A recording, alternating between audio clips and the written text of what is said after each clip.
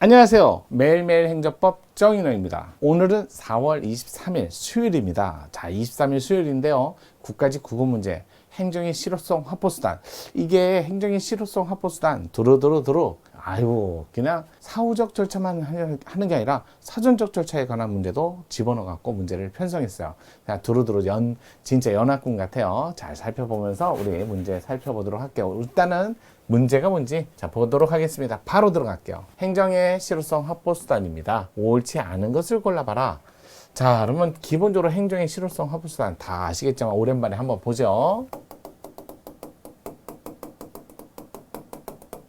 물론 어제도 실효성 확보수단 조금 개념적으로 좀 봤지만 그래도 행정의 실효성 확보수단 그러면 원래 사후적 이런 수단만 있는 게 원칙이지만 사전적 그래요. 사전적 요즘에 이런 개념이 더 중요하게 됐습니다. 행정절차법, 절차법.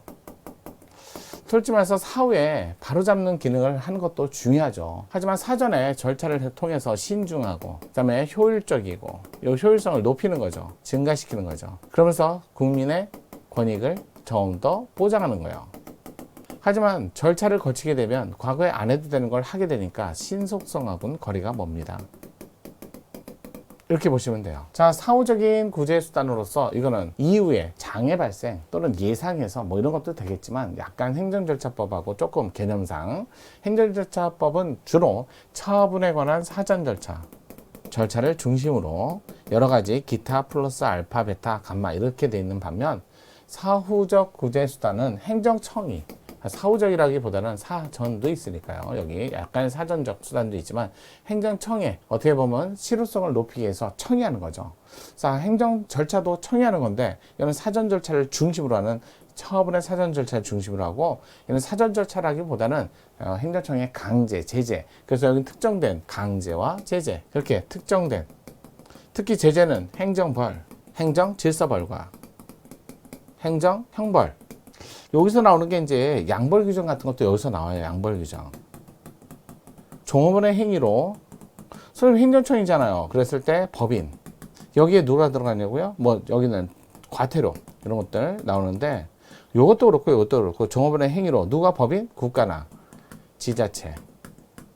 특히 지자체도 될 수 있나요? 판례가 있잖아요. 지자체도 양벌 규정 또는 과태료나 형사처벌에 관한 양벌 규정에 관한 적용을 받을 수 있다. 이거 많이 나왔잖아요. 대신 여기 과태료고 여기 형벌인데 형벌은 형사 절차를 통해서 그러다 보니까 행정청이 하는 게 아니잖아요. 청이 아니다. 다만 예외적으로 청이하는 게 있다. 청이 이렇게 나오는 거죠. 과금에 관한 통고처분 청이 직결심판 다만 직결심판은 청 중에서도 경찰서장만 청장도 못해요. 서장만 할 수 있는 거예요. 그 정도만 정리하시면 될 것 같아요. 통고처분은 범칙금이란 말도 쓰죠. 범칙금. 자, 범칙금은 행정청이 과금하는 거죠. 과태료 아닙니다. 벌금 아닙니다. 과태료는 행정상 제재로서 행정질서벌에 들어가고요. 벌금은 형사절차에서 나와야 되는데 여기는 그냥 과금이에요. 행정청이 과금. 그러면 빨리 내셔야죠. 그래야 더 이상 문제 삼지 않습니다. 일사부재리 적용한다. 이중처벌 금전칙을 적용받아 더 이상 처벌을 받지 않아요. 다만 통고처분을 빨리 내시면 전과 기록이 안 남기 때문에 그래서 그러니까 나중에 가중처벌 받거나 이렇게 되지는 않습니다. 과태료, 질서위반의 휴제법. 여기는 국가과태료, 지자체과태료까지는 하지만 시행령이 정하는 사법절차에서 나오는 과태료나 국가기관 내부에서 나오는 징계절차의 과태료는 적용하지 않아요. 그러니까 여기 지자체나 국가가 나오니까 뭐가 된다? 법인으로서 국가나 지자체로서 양벌 규정에 과실이 있을 때 거기에 합리적인 이유가 있을 때 당연히 대상자가 될 수 있다 이런 얘기죠. 강제는 많이 했으니까 행정대집행, 강제징수, 이행강제금 이걸 이행강제금 집행벌이라고도 하죠.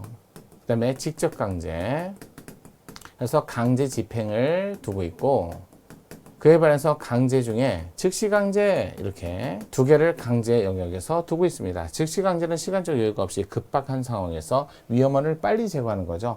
강제니까 이것도 법적 근거로 충분하고 영장 이거는 적용하지 않습니다. 행정상 즉시강제는 영장주의 적용 안 합니다.